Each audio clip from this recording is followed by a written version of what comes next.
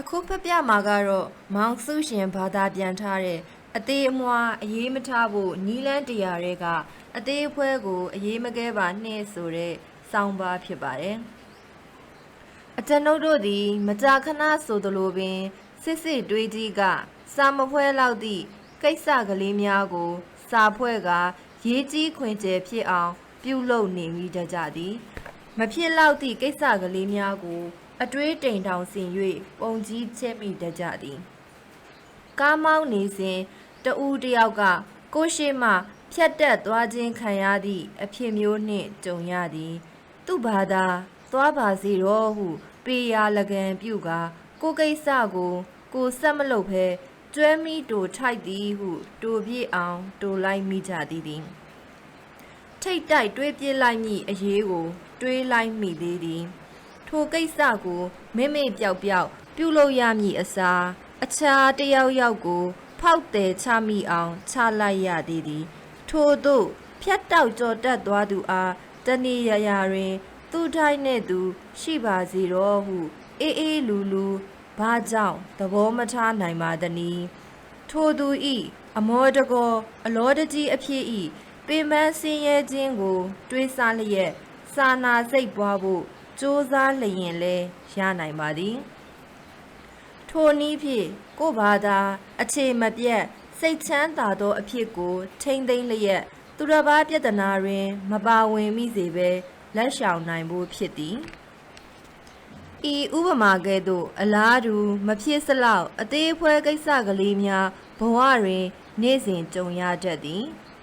ရှေ့နောက်တန်းစီ၍အလှဲ့ကျစောင့်ဆိုင်းရသောကိစ္စမျိုး၌ဖြစ်စေမဟုတ်မတရားဝေဖန်ပြောဆိုမှုကိုကြားရသည်ဖြစ်စေသို့မဟုတ်အလုပ်တစ်ခုကိုကားကြီးလောက်ကင်ပေးရသည်ဖြစ်စေ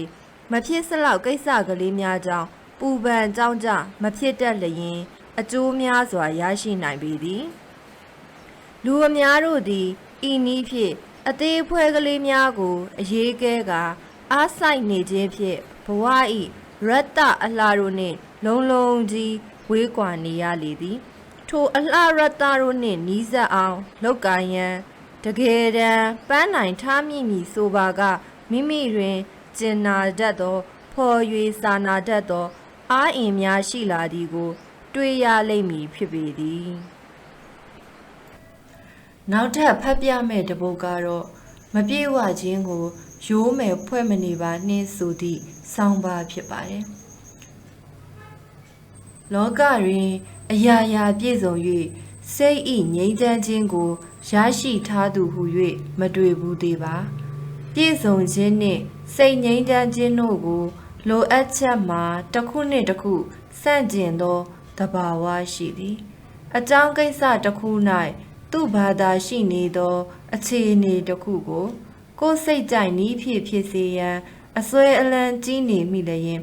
မအောင်မြင်သောစစ်ပွဲကိုဆင်နွှဲနေရသည်နှင့်မခြားဖြစ်လိမ့်မည်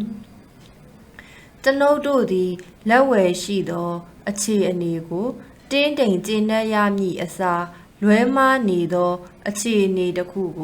ကိုယ်တိုင်ပြုပြင်ခြင်းစိတ်ကဆို၍အာယုံရောက်နေတတ်သည်မှားယွင်းသောအခြေအနေတစ်ခုကိုစိတ်ကရောက်နေသောအခါ၌ကျွန်ုပ်တို့သည်မကျေနပ်ခြင်းအားမရခြင်းဟူသောစိတ်အနေတို့သာဖြစ်၍နေမည်ကိုယ်ကိစ္စကိုယ်အရေးဖြစ်ပါကအိမ်ရှိအဝတ်ဗီဒိုထဲတွင်ရှုပ်ပွနေသည်ဖြစ်စေကိုယ်မော်တော်ကားတွင်ချစ်ရာအစင်ချောင်းဖြစ်သွားလျင်ဖြစ်စေအလုပ်တစ်ခုဟုတ်တိပတ်တိအပိမတတ်နိုင်ခြင်းဖြစ်စေကိုယ်ဝလေးချိန်ပေါင်အနှဲငယ်ရှော့ချလူခြင်းဖြစ်စေသို့ဒီမဟုတ်တပားသူတို့ကိစ္စဖြစ်ပါလျင်မြင်ရသည့်သူ့အတွင်အပြင်လောက်ကင်သည့်အနေအချာဘဝတွင်ကျင်လည်မှုတို့တွင်မပြေဝနိုင်သောအကြောင်းများရှိနိုင်ပါသည်ထိုကိစ္စနှမျိုးစလုံး၌အစေမပြေသည်တို့ကိုသာအာယုံစူးစိုက်မိလျင်ကိုမှသာကျင်နာတတ်ခြင်းစာနာတတ်ခြင်းအဖြစ်ကိုရရှိဖို့လမ်းဝေးလိမ့်မည်လှုပ်တဲ့လှုပ်ထိုက်သည်မှာအကောင်းဆုံးကိုအတက်နိုင်ဆုံးလုပ်ရမည်ကိုရက်စားရန်မဟုတ် ဘဝဤချွတ်ချော်တိမ်ပါမှုများကိုစင်ကျင်သဘောပေါက်တတ်ရန်သာဖြစ်ပါသည်ထိုအခါကိစ္စတစ်ခုကိုသူ့ထက်ကောင်းသောနည်းဖြင့်ဆောင်ရွက်ရန်နီးလန်းဟူသည်အမြဲတမ်းရှိနေမည်ဖြစ်တော်လဲအရှိအတိုင်းရင်ဆိုင်၍ဘဝကိုနေပျော်စွာကျင်လည်ခြင်းမပြုဘဲနေ၍ရမည်မဟုတ်ဟုသဘောပေါက်နားလည်ထားရန်ဖြစ်သည်အဖြေမှာကိုဖြစ်စေခြင်းသလိုမဖြစ်သောကိစ္စများကိုကိုယ်အလိုကျတာဖြစ်စေရန်လိုလားတတ်သည့်စိတ်ထားဖြစ်ပေါ်လာပါကထိုကြောက်ကမ်းပါတဲ့သို့မကြရောက်စေရန်မိမိကိုယ်ကိုစောင့်တည်နိုင်ဖို့ဖြစ်သည်ဘဝဆိုသည်မှာလောလောဆယ်အရှိအတိုင်းလက်သင့်ခံနိုင်စရာရှိကြောင်းကိုမိမိစိတ်တွင်ဖြောင့်ဖြယူရန်ဖြစ်သည်ကိုကစီရင်ဆုံးဖြတ်မိခြင်းမပါလျင်အရာရာသည်တင့်မြတ်တင့်တယ်၍နေပေလိမ့်မည်ဘဝလုပ်ငန်းကဏ္ဍအားလုံး၌ပုံမူပြည့်စုံရန်ပြုပြင်သင့်သည်ဟုသောအတွေးတို့ကိုပယ်ဖြောက်ထားနိုင်လျင်ဘဝထဲ၌ပြည့်စုံခြင်းကိုစ၍တွေ့ရပေလိမ့်မည်